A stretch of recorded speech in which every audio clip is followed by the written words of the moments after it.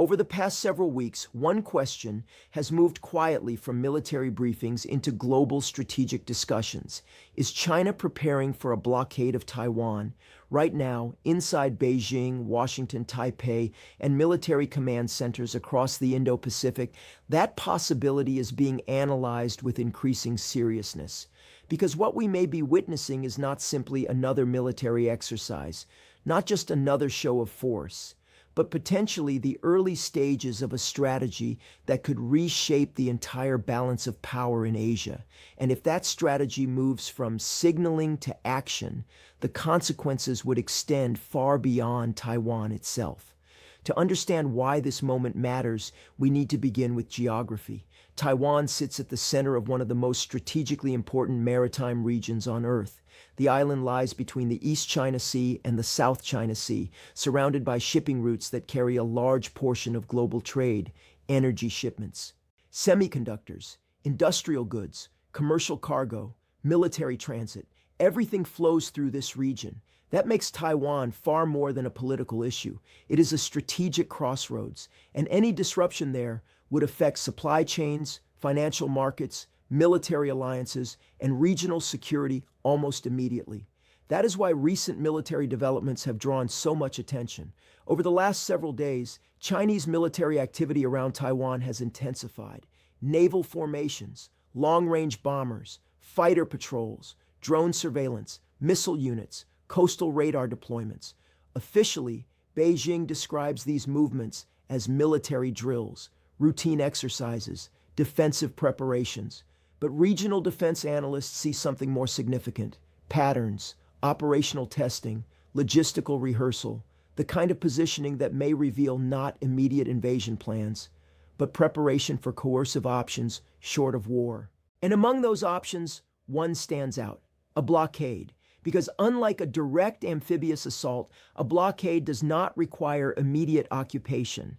It does not begin with troops landing on beaches. Instead, it begins with control of airspace, control of shipping lanes, control of access. And in modern strategic theory, a blockade can apply immense pressure without formally declaring war.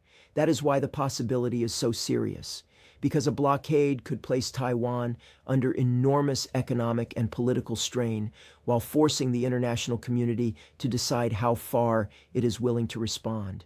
But why would Beijing consider such a strategy now? The answer may lie in several converging factors. The first is political timing. Taiwan's domestic politics have become increasingly central to cross-strait relations. Beijing has repeatedly warned against any moves toward formal independence. At the same time, Taiwan's leadership continues strengthening political and security ties with the United States. For Beijing, this trend raises concern, not because Taiwan has declared independence, but because China believes the political direction may be moving steadily away from reunification. From Beijing's perspective, waiting too long may reduce its leverage, and that changes strategic calculations. The second factor is military modernization. China's armed forces have changed dramatically over the last decade.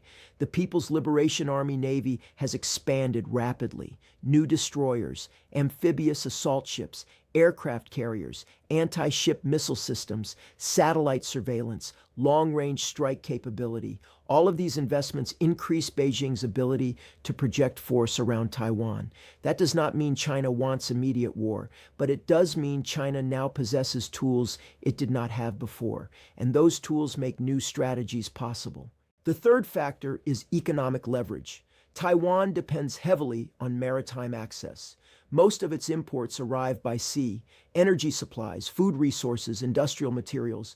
A blockade would not need to completely stop every ship. Even limited disruption could create severe economic consequences. Shipping insurance costs would rise, commercial carriers might reroute, foreign investors could react, stock markets could fall, supply chains could tighten, and because Taiwan plays a central role in global semiconductor production, the economic shock would not remain local. It would become global. That is one reason the world is paying attention, because Taiwan produces a large share of the advanced semiconductors used in modern technology: phones, servers, automobiles, military systems. artificial intelligence hardware. Without these components, multiple industries would face immediate disruption. A prolonged blockade could trigger one of the most significant economic crises in recent memory. That is why the United States is watching closely. American officials have repeatedly emphasized stability in the Taiwan Strait. Naval patrols continue in the region. Allied exercises with Japan and the Philippines have expanded. Carrier strike groups remain active across the Pacific. Reconnaissance flights continue near key maritime zones. None of this means war is imminent, but it does mean the possibility is being taken seriously. And in geopolitics, military preparation often reveals which scenarios governments consider plausible. Now, here is where things become even more complex. A blockade is not a simple military action. It is also a legal and diplomatic challenge, because under international law, enforcing a blockade without open conflict creates ambiguity. Would China announce an exclusion zone? Would it inspect ships? Would it delay commercial traffic? Would it target military vessels only? Would cyber operations accompany naval movements?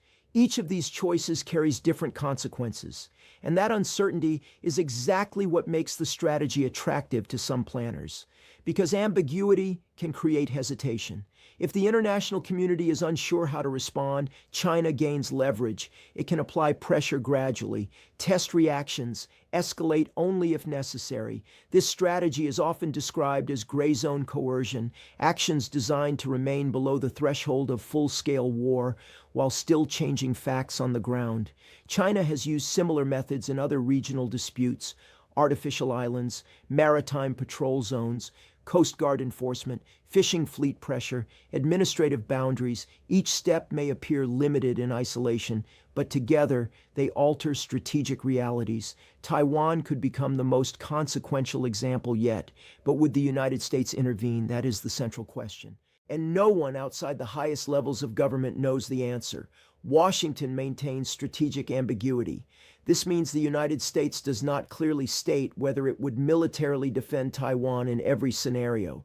That ambiguity is intentional. It aims to deter both Chinese aggression and unilateral Taiwanese moves toward independence. But a blockade complicates this policy because it is not as clear-cut as invasion. Would escorting cargo ships count as intervention? Would breaking a naval cordon trigger direct confrontation? Would sanctions be the first response? Would allies join? Japan's role would be especially critical. Japan's southern islands sit close to Taiwan. Its own security is directly linked to regional maritime stability. Japanese officials have become increasingly vocal about Taiwan's importance. Any conflict or blockade could immediately affect Japanese security planning. That means Tokyo would not be a passive observer. Australia, South Korea, and the Philippines would also face pressure to respond, and that creates another layer: alliances, because a Taiwan crisis would not remain bilateral. It could quickly involve multiple powers, and perhaps most importantly, China understands this, which is why a blockade may be viewed as preferable to invasion.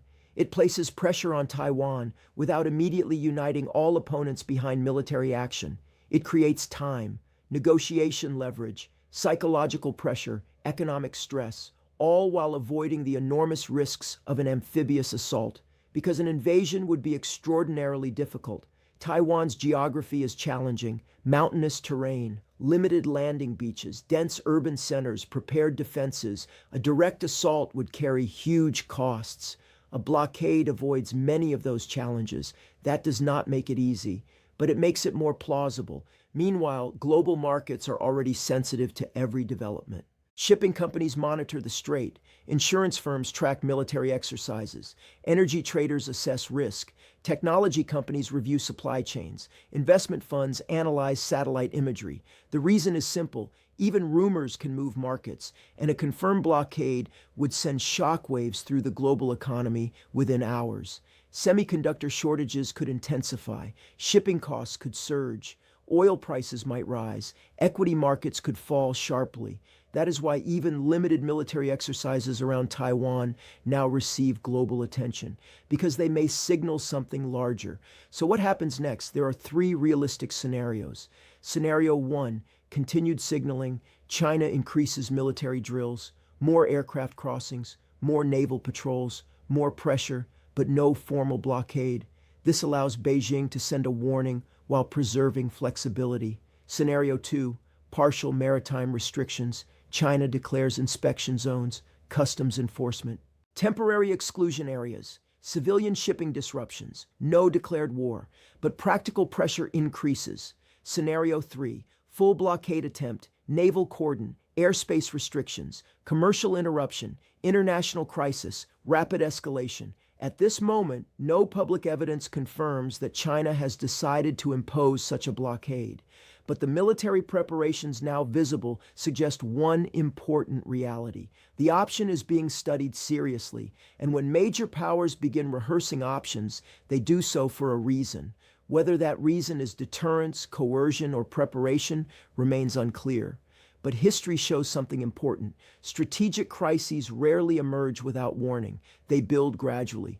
Exercises become routines. Routines become patterns. Patterns become policy. And by the time the world recognizes the shift, the new reality may already exist. That is why this moment matters. Because the question is not only whether China is preparing for a blockade, it is whether the world would recognize one soon enough to respond. For Beijing, time may appear favorable. Military strength is growing, regional influence is expanding, economic resilience is improving. For Washington, the challenge is maintaining deterrence without triggering escalation. For Taiwan, the challenge is survival in the middle of a superpower rivalry. And for the world, the stakes may be enormous, because what happens in the Taiwan Strait would not stay in the Taiwan Strait. It would affect trade, technology, energy, markets, alliances, and potentially the future shape of global power itself. For now, military exercises continue. Diplomats issue statements. Analysts study satellite images. Warships patrol the region. And governments quietly prepare for possibilities they hope never become reality. But one fact remains. The Taiwan Strait is no longer just a regional flashpoint. It may be becoming the center of the next great global crisis. And if China is preparing for a blockade, the decisions being made right now, behind closed doors in Beijing, Taipei, Washington, and Tokyo, may shape the future of the Indo-Pacific for decades to come.